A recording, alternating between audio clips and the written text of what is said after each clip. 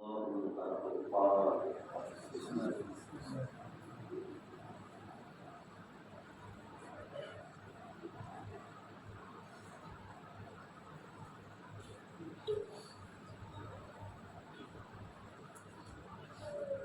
بالله من الشيطان الرجيم.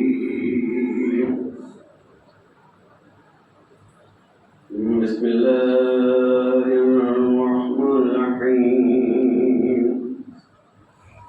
الحمد لله رب العالمين والعاقبة للمتقين والصلاة والسلام على سيد الأنبياء والمرسلين سيدنا وحبيب قلوبنا بالقاسم محمد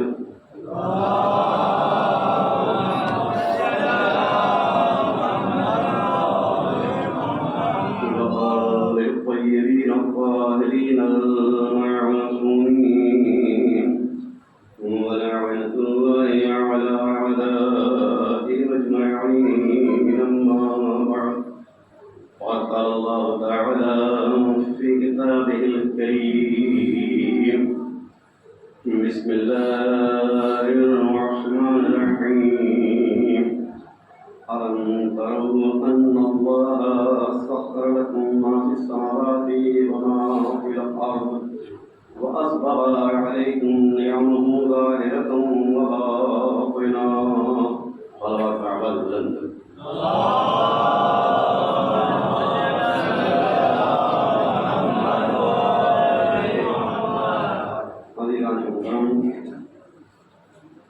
سورہ لقمان کی آیت نمبر 20 آپ کے سامنے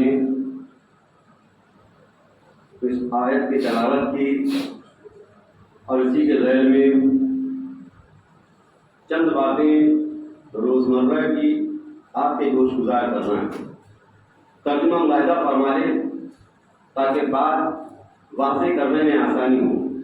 خالق کائنات ارشاد فرماتا ہے: کیا تم لوگوں نے نہیں دیکھا کہ اللہ نے آسمان و زمین کی ساری چیزیں تمہارے لیے مسخر کر دی ہے اور تمہارے لیے تمام ظاہری اور باطنی نعمتوں کو مکمل کر دیا ہے؟ تو اصل گفتگو نعمت کے ہی تعلق سے ہوگی، کیونکہ اللہ نے ساری چیزوں کو ہمارے لیے مثل نعمت قرار دیا ہے، ایک ظاہری اور ایک باطنی. ابو اشرف یہاں سماعت فرما چکے، تھوڑا سا اسی سے اقتباس، اور نہ جانے آپ کا ذہن تک پہنچ پائے یا نہ پہنچ پائے، لیکن بہرحال جو اللہ نے فرمایا ہے کہ ظاہری اور باطنی نعمتوں کو مکمل کر دیا. اب ہمیں غور کرنا ہے کہ کون سی نعمت ہے، اور یہ بھی کہہ رہا ہے کہ زمین و آسمان کو مسخر کر دیا، ساری نعمتیں تم پر لٹا دی. اب وہ کون سی نعمت ہے؟ اب ہر انسان اپنے اپنے طور سے عرض کرتا ہے. مثلا رسول اسلام نے بھی کبھی عرض کیا، لوگ بیٹھے تھے، سب سے بہتر نعمت اللہ نے تمہیں کیا دی؟ اب جس کا جو شوق تھا، جو پسند کر رہا تھا، وہ پیش کیا. کسی نے کھانا بتایا، کسی نے پینا بتایا، کسی نے لباس بتایا، کسی نے سواری بتائی، کسی نے مکان بتایا. جس کو جو سمجھ میں آتا رہا اپنے طور سے بتاتا رہا. اور رسول کے ساتھ میں اٹھنے بیٹھنے والے ہیں، لیکن پھر بھی وہ جو سمجھ میں آیا انہوں نے بتایا. آخری میں ایک شخصیت ابھی باقی ہے. رسول اسلام نے مخاطب ہو کر کہا کہ آپ بھی بتائیے کہ اللہ نے سب سے بہتر نعمت ہمیں کیا عنایت کیا ہے؟ یا رسول اللہ کہ اللہ نے سب سے بہترین نعمت ہمیں خلق کیا. پہلی نعمت، کئی نعمتوں پر انہوں نے تذکرہ کیا. خلق کرنے کے بعد اس نے ہمیں زندہ رکھا.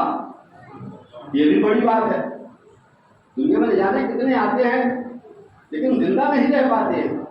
لیکن مولا علی نے کہا کہ پہلے تو اس نے خلق کیا سب سے بڑی نعمت یہ ہے، اور دوسری یہ کہ ہمیں زندہ رکھا، زندہ رکھنے کے بعد توانائی دی، تندرستی دی، صحت دی، بتاتے چلے گئے۔ آخری میں یہ بتاتے ہیں، غور فرمائیے گا، آخری نعمت یہ بتاتے ہیں کہ آخری نعمت جو میں بتا رہا ہوں کہ اللہ نے ہمیں مرد بنایا۔ غور نہیں فرمایا، اللہ نے ہمیں مرد بنایا، تو ہمیں غور کرنا چاہیے کہ مولا کائنات نے کس نوعیت سے کہا کہ اللہ نے ہمیں مرد بنایا، اور ہم روز توجہ دیں کہ مرد رہنے کے لیے کیا ضروری ہے۔ اب اتنی مجھے ڈیٹیل میں جانے کی ضرورت نہیں ہے، اس کے پہلے میں پڑھ چکا ہوں، یہ اور بات آپ کو یاد نہ ہو، لیکن بہرحال مولا کائنات نے فرمایا ہمیں مرد بنایا۔ اب کھانے پینے کی تمام چیزوں کو لوگ بیان کرتے رہے، پہننے کی چیزوں کو بیان کرتے رہے، پینے کی چیزوں کو بتاتے رہے، نہ جانے کیا کیا چیزیں بتائی، لیکن مولا کائنات نے کہا پیدا ہوئے ہم سب سے بڑی نعمت ہے۔ اللہ محترم آگے بڑھتے چلے جائیے گا، آپ کو پتہ چلے گا کتنی ساری اللہ نے ہمارے سامنے نعمتوں کو پیدا کیا ہے، لیکن ہم اس پر توجہ نہیں دیتے۔ چھوٹی چھوٹی مثال ابھی آپ دیکھیے گا، کسی گھر میں تھوڑی دیر کے لیے چولہا دیر میں سن گئے، کس پر توجہ ہوگی؟ سب سے پہلے بچوں کو دو۔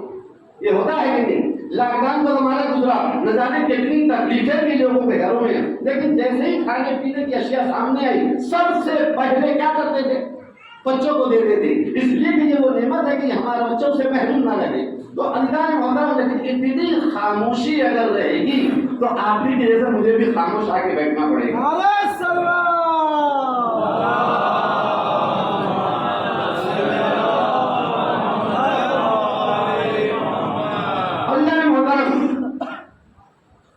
اسی لیے پہلے ہی بتا دیا کہ مولا کائنات نے وضاحت کی کہ جب سب سے بہترین نعمت اللہ نے کیا دیا۔ اب یہ اور بات ہے کہ جیسے یہ کارواں بڑھتا رہا بتاتے چلے گئے، لیکن لوگوں نے اسے قدر نہیں کیا۔ اللہ نے کیا کہا؟ مسخر کر دیا۔ اب یہ زمان، یہ سارا زمان ہمارے لیے نعمت ہے، یہ زمین نعمت ہے، آسمان نعمت ہے، درخت نعمت ہے، پانی دریا سمندر کے ہمارے لیے نعمت ہے، اور اسی کے ساتھ جتنی بھی چیزیں آپ کھاتے ہیں سب نعمت ہے، ہم نے مانا، اس لیے کہ ہمارے لیے اس نے مسخر کر دیا، سواریاں ہمارے لیے مسخر کر دیا۔ آپ آرام سے چلائیے، جو سواری آپ حکم دیں گے آپ کے لیے رک جائے وہ، اور کہیں گے تو ابھی ہم 4 ویلر 2 ویلر چلا رہے ہیں، جب لوگ جانوروں پر سواری کرتے تھے اس وقت سوچ کے آج کے دور میں سوچ رہے ہیں کتنی تکلیف ہوتی رہی ہوگی، اونٹوں پر چلنا، گھوڑے پر چلنا، لیکن اللہ محترم اللہ نے کہا ہم تمہارے لیے سے مسخر کر دیے،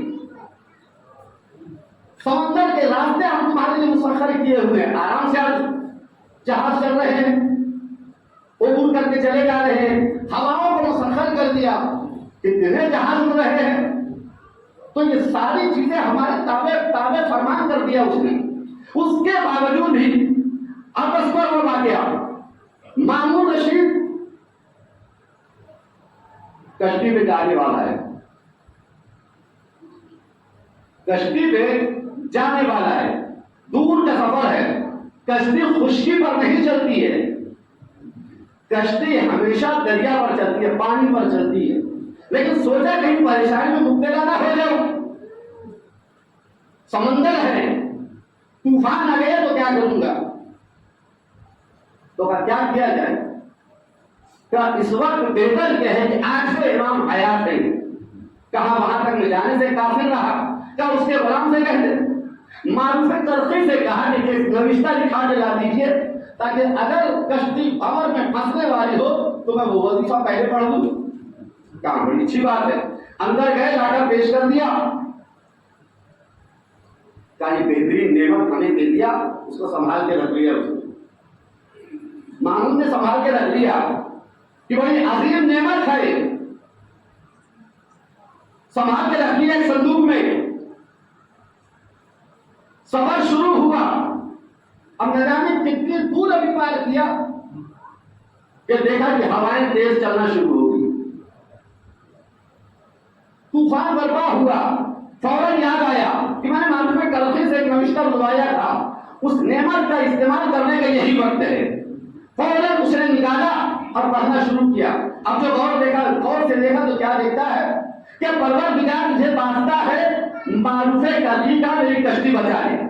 جیسے اس نے دیکھا معروف کلبی کا واسطہ، یہ کیا گستاخی کی. میں نے تجھ سے کہا تھا کہ 8ویں امام سے لکھوا کے لانا، اپنے آقا سے لکھوا کے لانا، لیکن اس کے باوجود اس نے کیا کیا، اسے پھاڑ دیا کہ جیسے اگر سلامتی کے ساتھ پہنچ گیا تو پہلے اس کا قتل کر دوں گا. توجہ فرمائیے گا، کس کا؟ معروف ترغیب کو قتل کر دوں گا. اللہ نے محترم فوراً اس نے کیا کیا، جیسے ہی اس نے پانی پر پھینکا تو دیکھتے ہی رہ گیا کہ حیرت میں ڈوب گیا. یہ کیا ہو گیا؟ اس لیے کہ سارا سمندر اس کے نام کی پرچی کے استقبال میں رک گیا.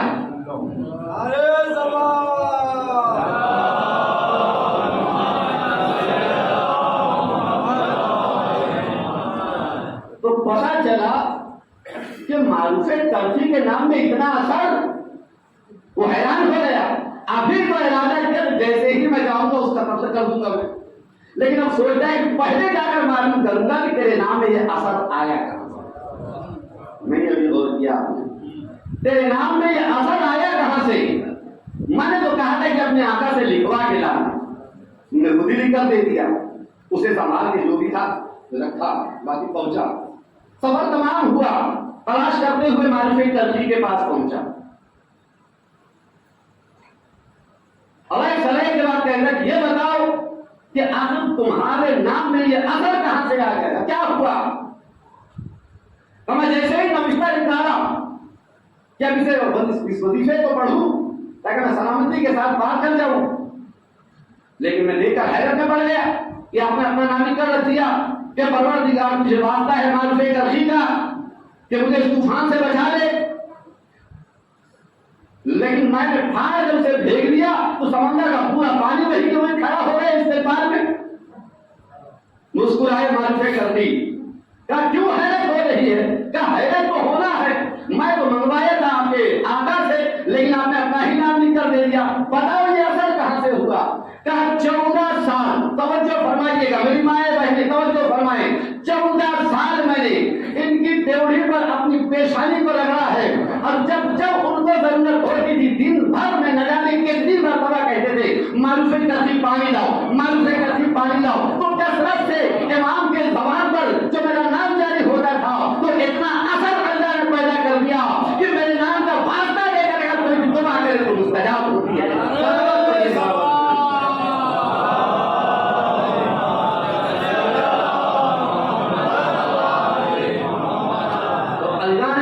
پتا لگا اسی لیے ہماری مائیں بہنیں بچپن سے ہی یہ عالی مدد سکھاتی ہیں کہ جب کثرت سے، میں نے یوں ہی نہیں کہا کہ ہمارے اما ابا سکھا رہے ہیں تو وہی میں نے بول دیا. بھائی چھٹے امام فرماتے ہیں کہ اگر آپ کوئی دعا کو آپ وظیفہ مت کریے، کثرت سے پڑھتے رہیے تو اللہ اس کا اثر آپ کی زبان میں ڈال دے گا. جیسا اس نے مامون نے پریکٹیکل کر کے بتا دیا کہ معروفی ترغیب کا واسطہ دیا تو طوفان تھم گیا، پانی رک گیا، کشتی آرام سے پار ہو گئی. تو اگر ہماری مائیں جو یاد دلاتی ہے بار بار یا ولی مدد یا ولی ازیقنی یا مولا ازیقنی، تو پتہ لگا کہ کثرت سے پڑھنے کا انداز ہی ہمارا بتاتا ہے کہ ادھر نام لیا فوراً حاضر ہو گئے. تو یہ کثرت سے نہ صحیح، اگر اطمینان سے بھی اگر کہہ دے کہ نام علی جن مظہر العجائب ولو علی مدینے میں ہو تو مکے میں حاضر ہو جائیں گے.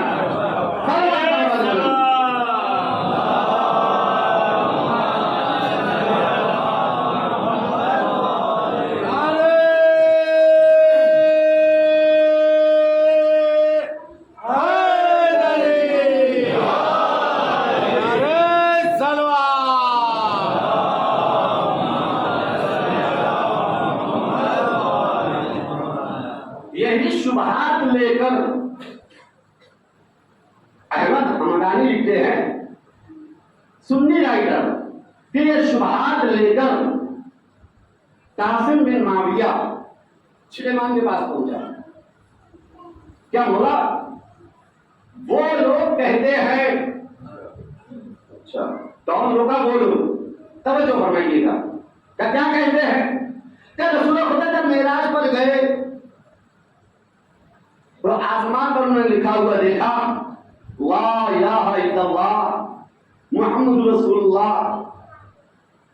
اب آگے کیسے بولوں اس میں کہ انہوں نے لکھا لا الہ الا اللہ محمد رسول اللہ.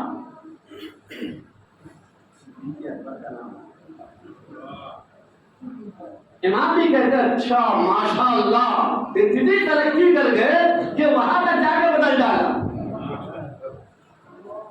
اگر حقیقت سننا ہو آئے ہو تو مجھ سے سنو.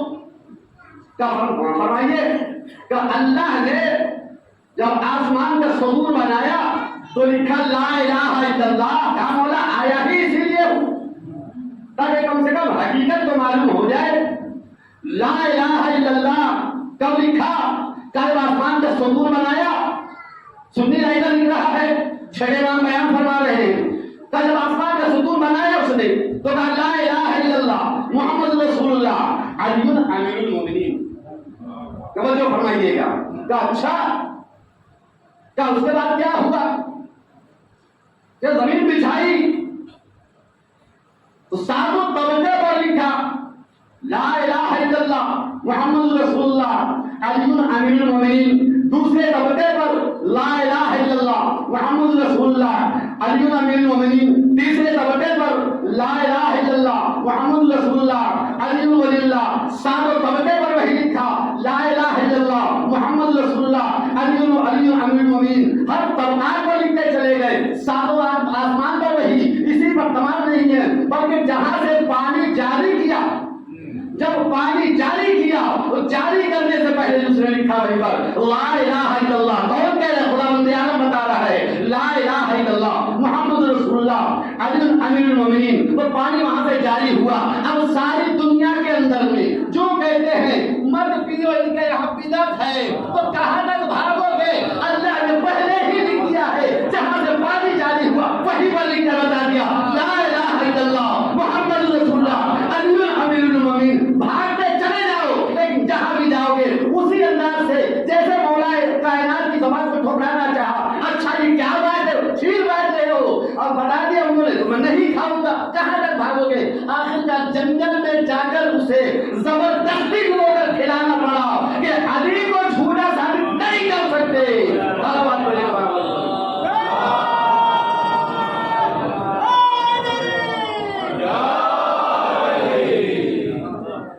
تو ہر چیز کو جو بنایا خداوند عالم جہاں ابتدا کی وہیں پر لکھا لا الہ الا اللہ محمد رسول اللہ علی امیر المومنین.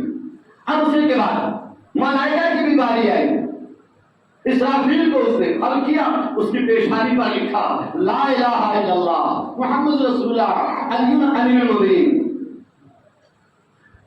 دوسرے فرشتے کو بنایا میکائیل کو بنایا. میکائیل کی پیشانی پر لکھا عزرائیل کی پیشانی پر لکھا. جبریل کو پیدا کیا جبریل کے پروں پر لکھا لا الہ الا اللہ محمد رسول اللہ علی امیر المومنین. تو عزیزان گرامی اب اگر جبریل امین کسی طبقہ زمین کو اٹھا کر پلٹ دے تو یہ جبریل کا کمال نہیں ہے. یہ ان کے نام پر نقش میں لکھا ہوا کہ اس کا کمال ہے. میں نہیں کمال ہے.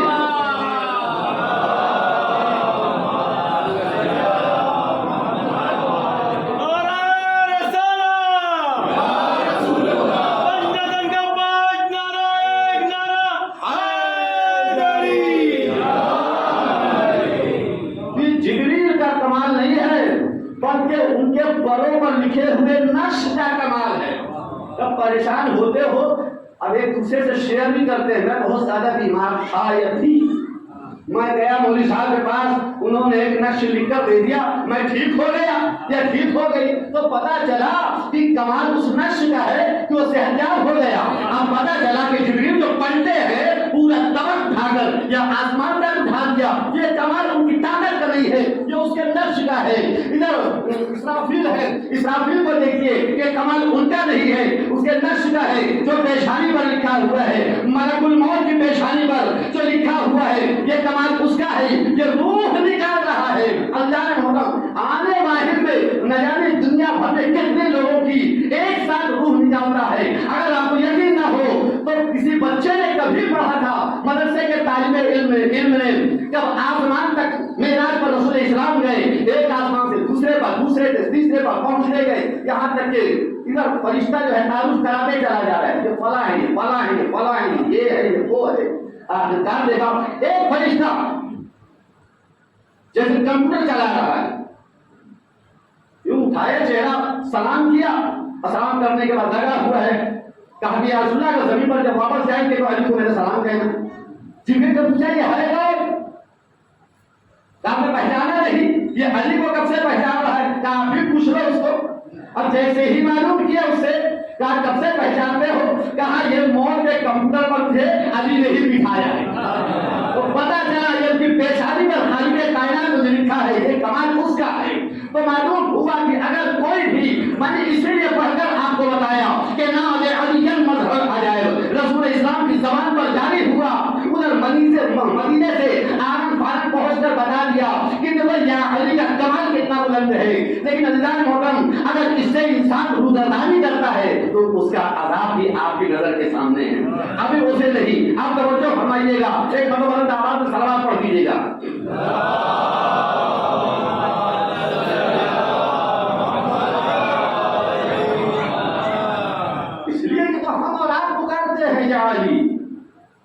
ہم اور آپ پکارتے ہیں، یہ اور بات ہے کہ بزرگوں کو بھی ہم دیکھتے رہے ہیں، کتابوں میں بھی پڑھتے رہے ہیں، ورنہ دیکھیے گا پورے 1.25 لاکھ انبیاء کی ہسٹری پڑھیے گا۔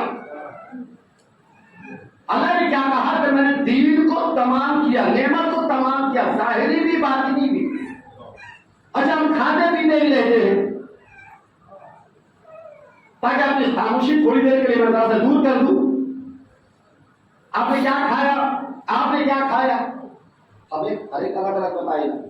اتفاق سے 2 بھائی کی ایک بہن تھی، 2 بھائیوں کی ایک بہن تھی، بڑا پیار کرتے، بہت محبت کرتے۔ اللہ میرے ہر بھائی بہن ایسی ہی محبت ہونا چاہیے۔ اتفاق ایسا ہوا کہ بہن جوان ہو گئی، بھائیوں نے رشتہ تلاش کیا، شادی کر دی۔ اب شادی کر دی، چلی گئی سسرال، آنے جانے کا سلسلہ جاری رہا۔ جیسا ہمارے یہاں ہوتا ہے، لڑکیاں بیاہ کر جاتی ہیں سسرال، موقع بموقع آتے رہتی ہیں۔ حاجی صاحبان خود کہتے ہیں رخصتی کے وقت، بھائی آپ کی بیٹی ہے ذرا خیال رکھیے گا، تو اس مناسبت سے آنا جانا جاری رہتا ہے۔ اب یہ بھی آ رہی ہے جا رہی ہے، لیکن کچھ دنوں تک یہ سلسلہ تو جاری رہا۔ اب اس کے بعد اس کی حالت کافی خستہ ہوتی چلی جا رہی ہے۔ بھائی پوچھتے ہیں نہیں محبت کرتے ہیں، ایک ہی تو بہن ہے، بڑا پیار ہے اس سے، کہا بہن خیریت تو ہے؟ کہا بھائی میں ٹھیک سے اچھی رہتی ہوں، کوئی تکلیف نہیں، کوئی تکلیف ہی نہیں بتا رہی ہے، مگر حالت ایسی ہوتی جا رہی ہے۔ نتیجہ یہ ہوا کہ پتا بھی نہیں گئی ہے وہ، اور بڑی خوشی کے ساتھ اظہار کرنے کی کوئی تکلیف نہیں ہے۔ کبھی یہ بتاؤ کہ تم دبلی کیوں ہوتی جا رہی ہو؟ کبھی کوئی بات نہیں، چلو ڈاکٹر کے پاس دکھا دیتے ہیں۔ اب جب شدت اختیار کی، بہت زیادہ بھائیوں نے دیکھا کہ اب شدت سے پیش آ رہے ہیں، تو بولتی ہے بھائی کیا بتاؤں، آپ کے بھائی صاحب جو ہے کھانے میں ایک ہی چیز کو دیتے ہیں، صرف دال۔ صبح ہوئی تو دال، دوپہر ہوئی تو دال، میری مائیں بہنیں توجہ فرمائیں گے، شام ہوئی تو دال۔ لیکن ابھی تک جو خاموش تھی وہ خاموش والا انداز اختیار کرے تو زیادہ بہتر ہے، اس لیے اس سے خدا بھی خوش ہوتا ہے۔ لیکن بھائیوں نے زبردستی اس کو بالکل چڑھائی کر دی کہ آج تجھے بتانا پڑے گا کہ کیوں تمہاری حالت خراب ہوتی جا رہی ہے۔ کچھ طبیعت ناراض ہے ڈاکٹر کو دکھا دیں، لیکن اب سمجھ گئے کہ اب ڈاکٹر کے پاس لے کر جانے ہی والے ہیں، تو بہتر یہ کہ پہلے ہی گزر دوں میں۔ صبح بھی وہی، دوپہر بھی وہی، شام بھی وہی، کیا کھلا رہے ہیں؟ دال۔ اللہ نے کیا کہا؟ میں نے زمین و آسمان کی ساری چیزیں تمہارے لیے مسخر کر دی۔ تو اللہ نے تمہاری کیپیسٹی جتنی دی ہے اس کا تقاضا یہ ہے کہ اس کو استعمال کریں۔ جی اللہ نے اچھا خاصا دیا، معلوم ہوا کہ بندے پیر چل رہے ہیں، جو چپل پہنیے، جوتا پہنیے، اچھا لباس پہنیے، ढंग का लिबास पहनिए, खाने पीने में सारी चीज इस्तेमाल करिए। लेकिन जब शिद्दत अख्तियार कर गई तो आखिर कहना पड़ा कि सुबह की दाल, दोपहर की दाल, शाम में की दाल। अच्छा, हम हर चीज हर नियमत से उसको नवाज दे रहे हैं, लेकिन वहां जाते ही फकत एक ही चीज पर बाकी है तो हालत खराब हो गई। क्या ठीक है, एक काम करिए, एक दवा निकाली, उसके हवाले कर दिया, पुड़िये में दे दिया, क्या आज दाल में से मिक्स कर देना, अब भाई साहब को खिला देंगे, आप मत खाना, पहले भाई साहब को दे देंगे। तब तो फरमा रहे बराबर जी।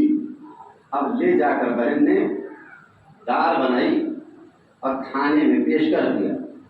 जैसे शौहर ने खाया जी, दूसरी दुनिया में चले गए, खत्म नहीं, बेहोश हो गए। जैसे ही बेहोश हुए फौरन से भाइयों को खबर दी कि ये तो बेहोश हो गए। इसीलिए तो हमने कहा था कि जब कुछ हो जाए तो मुझे बताना जी। फौरन दोनों भाई दौड़े हुए आए। आने के बाद तवज्जो नुक्ते पर, आखिरी नुक्ते तक तो आपकी तवज्जो होना चाहिए। उसे जैसे ही पहुंचे फौरन से उठाकर एक बंद कमरे के अंदर ले गए, उसका ड्रेस बदल दिया, एकदम सफेद पहना दिया, अब खुद भी सफेद पोश बनकर उसके सामने खड़े हो गए। जैसे उसे होश आया, जैसे उसे होश आया, मैं कहा क्या हो रहा है, इसलिए कि सारी लाइट बंद, रोशनी बिल्कुल बंद, कहीं से गुजर नहीं, पूरा अंधेरा। तो मैं कहा हूं, कहा तुम मर गए हैं? मैं मर गया हूं, कहा मर गए हैं? अब कब्र की तारीकी में पड़े हुए हैं, तो बता मन रब होगा, तेरा रब कौन है? उसको रब्बुल मौत, आप कौन हो? कब तक गिरहर हैं, सवाल जवाब के लिए आए हैं, तो बता तेरा रब कौन है? वो कांपते हुए बोलता है, मेरा रब परवरदिगार। अब ये दूसरा सवाल, बता तेरे नबी कौन है? फिर घबरा रहा है, तेरी सारी जिंदगी याद रखा होगा, लेकिन वहां जाकर वो भटक रहा है, कांप रहा है, थरथरा रहा है, क्योंकि एग्जामिनर सामने है ना, तो घबरा रहा है। अच्छा बताओ तेरा नबी कौन है? उसने कहा मेरा नबी हज़रत मोहम्मद मुस्तफा सल्लल्लाहु अलैहि वसल्लम।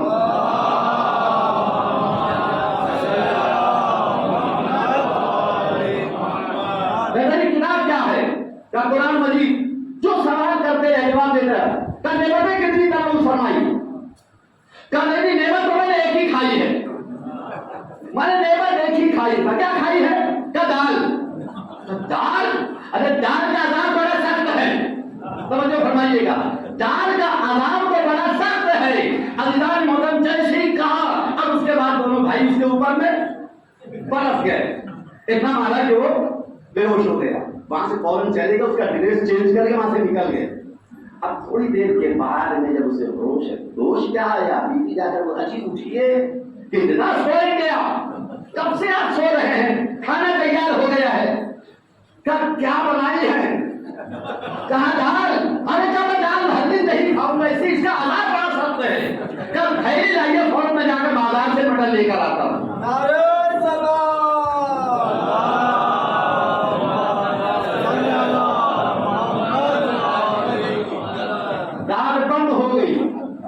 मुर्गी मछली चलने लगी तो अल्लाह ने गिरामी। इसीलिए मैं बताया मैंने आपको कि अल्लाह अगर आपको अल्लाह ने इतनी बड़ी दुनिया में भेजकर दावत का इंतजाम किया है, सब खाइए, मैं ये नहीं खाऊंगा, वो खाऊंगा, ये नहीं खाऊंगा, ये गलत सिस्टम है। अगर आपको कोई यही दुनिया में कोई इन्विटेशन दिया कि सलाम भाई आपकी दावत है हमारे यहाँ, अब जब आप पहुंचे तो मालूम हुआ डाइनिंग टेबल पर वहां से यहाँ तक अरबा शाम के खाने चुने हुए हैं, उसमें मुर्गी मछली मटन सब कुछ है, लेकिन आप वहां से प्लेट लेकर चल रहे हैं। भाई नहीं खाऊंगा, रोज खाते ही रहता हूँ, ये चिकन पीस खा लेता हूँ, ये नहीं खाऊंगा, ये ले लेता हूँ, ये खा लेता हूँ, ये नहीं खाऊंगा। तो बनाए तो आप ही के लिए है ना, लेकिन आप क्यों ऐसा कर रहे हैं, ये खाऊंगा, ये नहीं खाऊंगा। अब जो नहीं खाए अल्लाह पूछेगा कि नहीं पूछेगा? या जिसने दावत दिया पूछेगा, बनाए तो आप ही के लिए था, आपने क्यों नहीं खाया? इसीलिए अल्लाह कहता है कि मैं तुमको आधा छोड़ दिया पहले, उसके बाद मैंने दीन पेश किया है। जब आप दीन के सर्कल में आ चुके तब मैंने कहा कि अब तुम पर पाबंदियां आयद हो गई है। समझ रहे हैं? दीन कबूल करने से पहले आपको सोचना چاہیے تھا، یہ جو کہہ دوں کہ دعوت قبول کرنے سے پہلے آپ کو سوچنا چاہیے تھا کہ جانا ہے یا نہیں جانا ہے. جانا ہے تو سب نوش کرنا پڑے گا، تھوڑا تھوڑا ہی صحیح، لیکن آپ قبول کرنے کے بعد کہتے ہیں میں یہ نہیں کھاؤں گا وہ نہیں کھاؤں گا. وہی حال انسان کرتی ہے. میں کہوں گا بھائی صاحب بتائیے آپ کا پوتا نماز کیوں نہیں پڑھ رہا ہے؟ ارے کہا مولانا صاحب عجیب بات کرتے ہیں، ارے وہ تو ابھی بالغ بھی نہیں ہوئے. اچھا کیا آپ کا بھائی بھی نہیں پڑھ رہا ہے؟ کیا مولانا صاحب ابھی چھوٹا ہے، ابھی تو وہ چھوٹا ہے. چھوٹا مطلب کیا بالغ بھی نہیں ہوا ہے؟ اب جس سے پوچھا ہوں دیوانہ سا معلوم ہو رہا ہے، وہ صاحب پڑھو اس کو دیکھو نماز نہیں پڑھ رہا ہے. ارے کہا مولانا صاحب دیوانے پر نماز کہاں ہے؟ دیوانے پر نماز نہیں ہے. اچھا کچھ دن رمضان مہینہ آیا، رمضان مہینے میں دیکھو میں نے کہا آپ نماز روزہ کیوں نہیں رکھتے؟ مجھے پیاس بہت زیادہ لگتی ہے.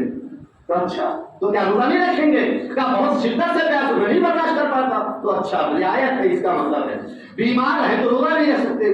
مائیں بہنیں کچھ دن روزہ ہی نہیں رکھتی ہیں، کیوں نہیں رکھتی ہیں؟ ارے کہا مولانا تمہارا دماغ خراب ہو گیا ہے، اللہ نے معاف کیا ہے. تو پتہ لگا دیوانے پر نماز نہیں ہے.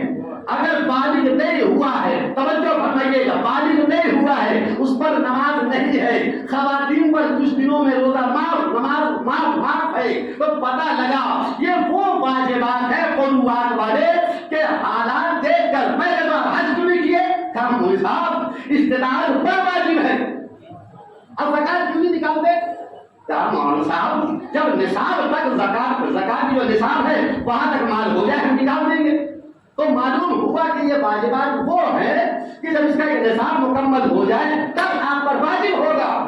حج اسی وقت واجب ہوگا جب آپ کی استطاعت ہوگی، بیماری سے شفایاب ہوگی تو آپ کو روزہ رکھنا پڑے گا. معلوم ہوا کہ یہ وہ واجبات ہے کہ جب تک آپ واجب نہیں ہوتے آپ پر واجب نہیں ہے، مگر ولایت علی بچپن سے لے کر مرنے تک آپ سب پر واجب ہے، اسے کوئی بنا نہیں کر سکتا.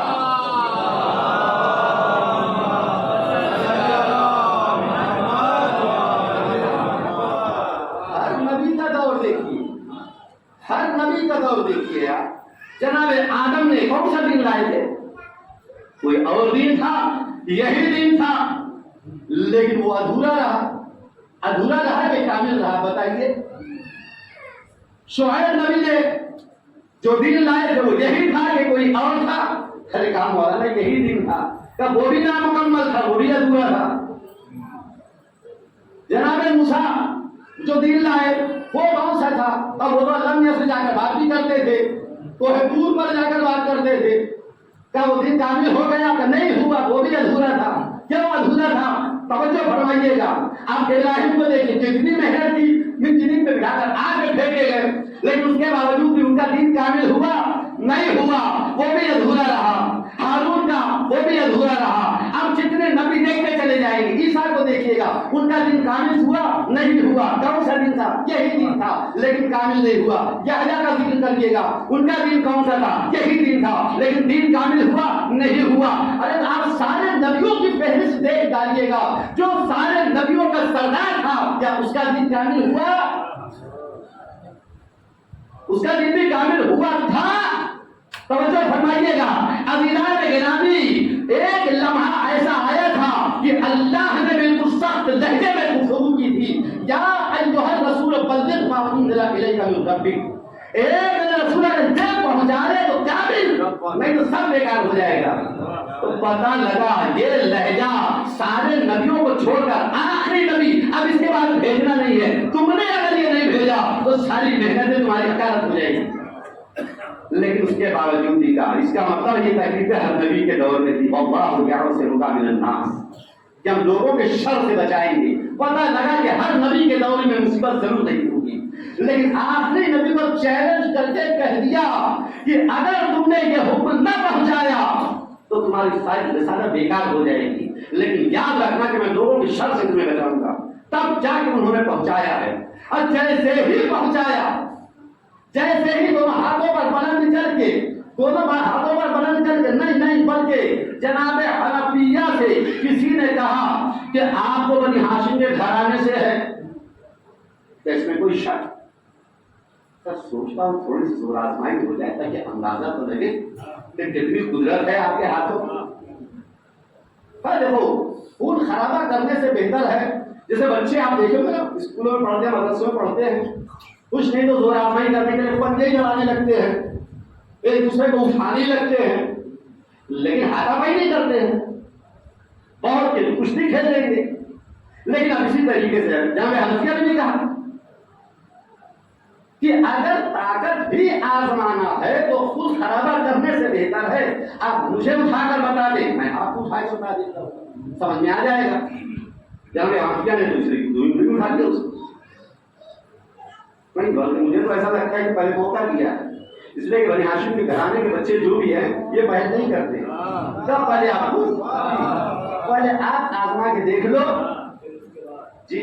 اب اس نے جانے کتنی زور آزمائی کی مجھے نہیں معلوم، لیکن جناب حنفیہ نے دو ہی انگلی میں اٹھا لیا. یہ حیران ہو گیا کہ یہ کیا ہوا، آپ دو ہی انگلی میں اٹھا لیا مجھے. ارے کہا یہ تو میرا بچپنا ہے، اور یہ میری طاقت دیکھ رہے ہو، میرے باپ کی طاقت کو دیکھ لو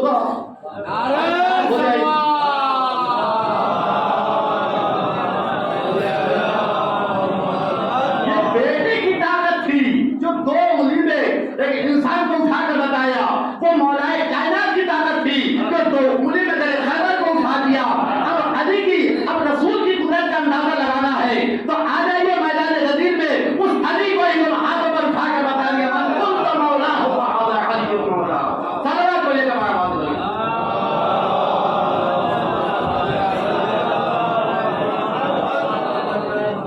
عزیزان محترم بہت زیادہ وقت نہیں لینا ہے، لیکن میرے بتانے کا مطلب نعمت کا مطلب یہ ہوا کہ ہر ایک سے سوال ہوگا، مرنے کے بعد ہر ایک سے نعمت کا سوال ہوگا. یہ تو دال کمرے میں مزاحم کہا، لیکن وہ اتنا قریب ہے کہ چھوٹی چھوٹی باتوں میں آپ سے نہیں پوچھے گا کہ تم نے کھانا کیا کھایا، کیا کیا، یہ سب نہیں پوچھے گا. اس نے جو کہا ہے کہ میں نعمت کا سوال کروں گا، جس نعمت کو تمام کیا میدان غدیر میں، اس نعمت کے بارے میں سوال کرے گا کہ بلائے علی لے کر آئے ہو کہ نہیں آئے ہو. اگر بلائے علی لے کر آئے ہو تو کامیاب ہو، بلائے علی نہیں لائے ہو تو کامیاب نہیں ہو. جیسے ہی رسول اسلام نے کہا من کنت مولا ہو فہذا علی المولا، اب ادھر آدم کا دین بھی تھا، وہ بھی کامل ہو گیا، موسیٰ کا دین بھی کامل ہو گیا، ابراہیم کا دین بھی کامل ہو گیا، یحییٰ کا دین بھی کامل ہو گیا، اور موسیٰ اور عیسیٰ کا دین بھی کامل ہو گیا، خود رسول اسلام کا دین بھی کامل ہو گیا. پتہ لگا کہ بلائے علی وہ ہے جسے ہر دل میں رہنا ضروری ہے. اگر نہیں ہے بس یوں سمجھ لیجئے کہ جیسے عمر کی کوئی پابندی نہیں ہے، اس میں ہر بالغ اور نابالغ ہر قسم کے لیے ضروری ہے کہ بلائے علی ہونا چاہیے. وہ باپ کا مرتبہ تھا، یہ حسین کا مرتبہ ہے کہ اس میں بھی کوئی عمر کی پابندی نہیں ہے. بچہ بھی دکھے گا، جوان بھی دکھے گا، بوڑھا بھی دکھے گا، عورتیں بھی دکھیں گی اور مرد بھی دکھیں گے. پتہ لگا باپ اور بیٹے دونوں برابری کا کام کر رہے ہیں. اگر ولائے علی ہے یا ولائے حسین ہے تو فرش عطا پر دکھے گا، ولائے حسین نہیں ہے تو وہ نہیں دکھے گا. سلام پڑے گا آواز بلند.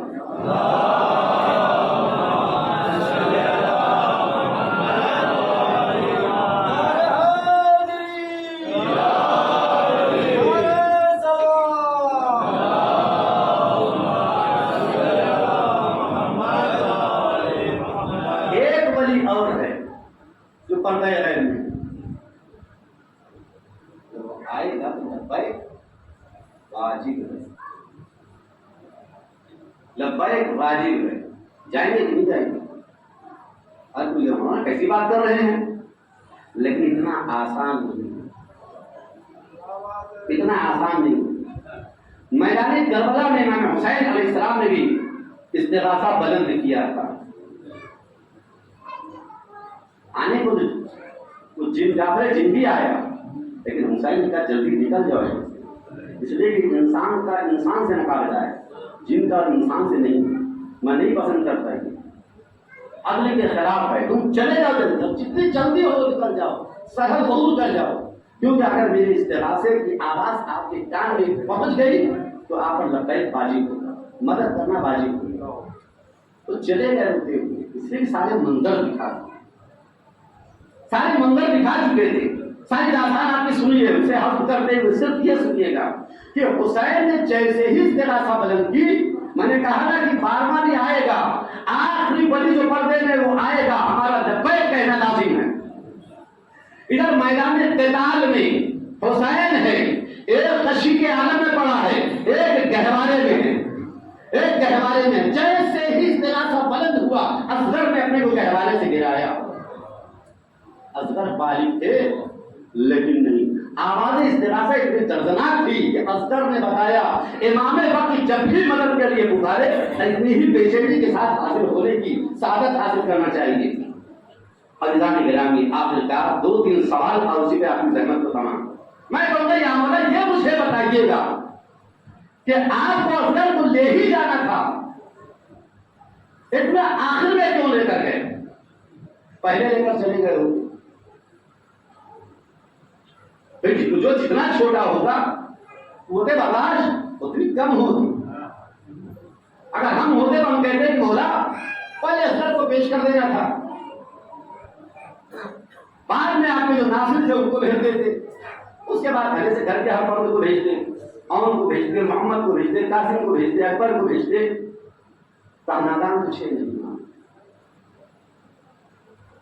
اس لیے کہ جتنی دیر ہوگی پیاس بڑھتی چلی جائے گی۔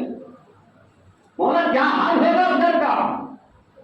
کہا کہ ہاں میں سمجھ رہا ہوں، لیکن توجہ دے ذرا کہ اگر اسی اصغر کو دیکھیے، امام حسین کی نظر کتنی دور تک تھی، کتنی دور تک تھی کہ اگر میں اصغر کو پہلے بھیج دیتا تو سچ بتا کہ میں اکبر و عباس کو روک پاتا، میں یہ ناممکن تھا۔ اس لیے میں نے سب کو بھیج دیا، میں برداشت کر لوں گا اکبر، اے عباس میں سہ برداشت کر لوں گا، لیکن تم نہیں برداشت کر سکتے۔ کیوں؟ اس لیے کہ جیسے ہی جب قاسم نے سنا تھا کہ بیٹا شہادت نامے میں تو اصغر کا بھی نام ہے، جیسے ہی سنا تو فوراً کیا کہا تھا؟ کیا یہ ابو خیمے میں گھس آئیں گے؟ اس کا مطلب ہے کہ قاسم بھی بے چین ہو گئے تھے کہ نہیں میں برداشت نہیں کر سکتا علی اصغر کی شہادت کو۔ تو اب بھلا بتائیے کہ جہاں اکبر جیسا شجاع ہو، عباس جیسا کبھی ہیکل قدم رکھنے والا ہو، کیا یہ برداشت کر پاتے؟ اس لیے میں سب سے پہلے اس کی قربانی پیش کیا۔ اللہ محترم، شہادت واقع ہو گئی، ادھر سے ہرملہ کا سنسنا کا 2-3 جملہ اور آپ کو شام طیبہ میں لے جاتا ہوں، 2 سوال کے جواب انشاءاللہ پیش کر کے آپ کی زحمت کو تمام کرتا ہوں۔ جیسے ہی مکہ میں لے کر پہنچے علی اصغر کو، امام حسین نے کہا اس کی ماں کا دودھ خشک ہو گیا ہے، نہیں تو اس کو کم سے کم اپنے ہی ہاتھوں سے آ کر پلا دو۔ نہیں پلایا۔ تاریخ بتاتی ہے کہ علی اصغر کو امام حسین السلام نے زمین گرم پر بھی لٹا دی، لیکن گھر لٹا کے ہٹے ہیں تاکہ یہ بہانہ نہ سمجھے کہ میں بچ کے بہانے پانی پی لوں گا، چھوڑ کر ہٹے لیکن فوراً لوگ دوڑ کر اٹھا لیا۔ میں کہوں گا مولا اتنی جلدی؟ کہا دادا مجھے معلوم نہیں یہ بغل اسماعیل ہے، اگر یہ انڈیا رگڑ دے تو یہیں سے پانی ابلنا شروع ہو جائے گا۔ ہاں دادا رو، ایک ہندو شاعر لکھنؤ کا کہنا ہے کربلا کی شہادتوں میں نے دیکھا کہ چھوٹے سے بڑے 70 قربان ہوئے، لیکن ایک شہادت بڑی دردناک تھی۔ کہا کون سی؟ کہا اس لیے ہے مجھے سب سے زیادہ دردناک لگی، اس میں کمسن بچے کو ہرملہ نے مارا، اسے یہ بھی نہیں پتا تھا کہ تیر لگنے پر ہنسنا ہے کہ رونا ہے۔ اللہ اللہ، ابراداروں نے ہرملہ کا سنسناتا ہوا تیر چلا، ہرملہ کا سنسناتا ہوا تیر چلا، لیکن وہ نشانہ خطا کر گیا۔ ادھر میرے ساتھ دیکھ رہا ہے، ایک نشانہ اس کا خطا ہوا، دوسرا خطا ہوا، تیسرا خطا ہوا۔ ارے گھبرا کر کہتے ہوئے ہرملہ کیا دیکھ رہا ہوں، مجھے تو اس روئے زمین پر تو جیسا بھی انداز نہیں نظر آ رہا۔ کہا ضرور میرے قریبا اگر دیکھنے سے میں تیر چلاتا ہوں، ارے خیر کا بردہ ہلتا ہے، میرا تیر خطا کر جاتا ہے۔ ازاداروں کربلا کے بہتر شہیدوں کو کوئی ایک دشمن نہیں شہید کر سکا، ارے مل کر حملہ کیے، یہاں تک کہ شہزادے علی اصغر کو بھی اکیلے ہرملہ نہیں مار سکا۔ 2 نامی کلام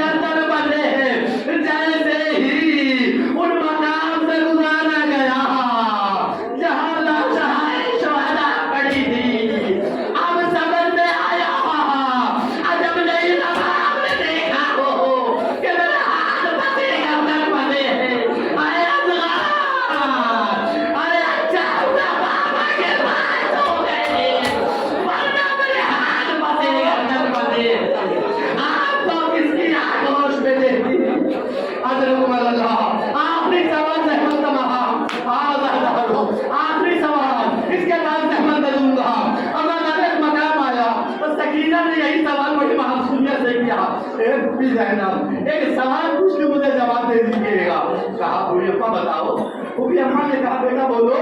کہا اے میری اچھی پھوپھی اماں یہ بتاؤ میرا بابا امام وقت تھا کیا اس میں کوئی شک نہیں؟ کیا پھر یہ بتاؤ کہ بھیا اصغر کے لیے پانی کیوں مانگا تھا؟ کہا نہیں اس لیے مانگا تھا تاکہ حجت تمام کر لے کل روز محشر یہ نہ کہہ سکے لانا سے کہ اللہ پیاسا تھا تو نہیں معلوم پانی مانگ لیتے تو ہم دے دیتے اس لیے حجت تمام کر دی. کہا یہ وہ بھی اماں بس میں بھی آپ سے عرض کرتی ہوں اسی بات کی بیٹی میں بھی ہوں. اے اماں اے وہ بھی اماں وہ دیکھو شملے پانی پلا رہا ہے. اے وہ بھی اماں مجھے اجازت دو میں جانتی ہوں نہیں دے گا مگر مار جان حجت کو تمام کر دوں. اللہ تعالیٰ سائے ہم نے لو کر اجازت دے دی. ارے سکینہ گرم زمین پر دوڑتی جا رہی ہے کہ شاید مجھے پانی دے دے شاید مجھے پانی دے دے. لہروں کو ملاتا چلا جا رہا. ارے بھگ کر